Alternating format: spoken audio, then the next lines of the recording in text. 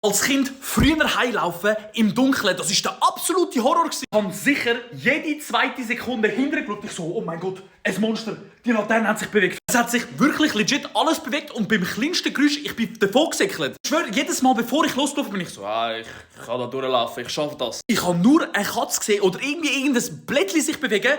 Der Max ist gesäckelt wie noch nie. Was jetzt aber nicht so lustig ist, ist, dass es ja heutzutage immer noch so ist, dass vor allem viele Frauen sich unwohl fühlen, wenn sie vor allem alleine in der Nacht sind. Und ich sage euch so, wie es ist, an die Jungs, die dieser Frau hinterhergelaufen sind und Barbie gesungen hat, damit sie keine Angst haben muss, ihr seid Kings. Ich irgendwie von einer Woche irgendwo im Nirgendwo rumlaufen, plötzlich sehe ich eine Frau und ich wechsle dann automatisch auch die Strassenseite, zu mir signalisieren, hey, ich will nichts, ich mache nichts. Und du halt irgendwie so telefonieren oder so mäßig oder stell mich dumm oder du die Laterne umarmen oder so. Dann hat es zwei Jungs gehabt, die haben halt auch dort durch müssen und ich glaube, das hat jeder so ein bisschen, fuck, sie muss dort durch, oh nein. Die haben einfach angefangen Barbie singen, ich schwöre, Legenden.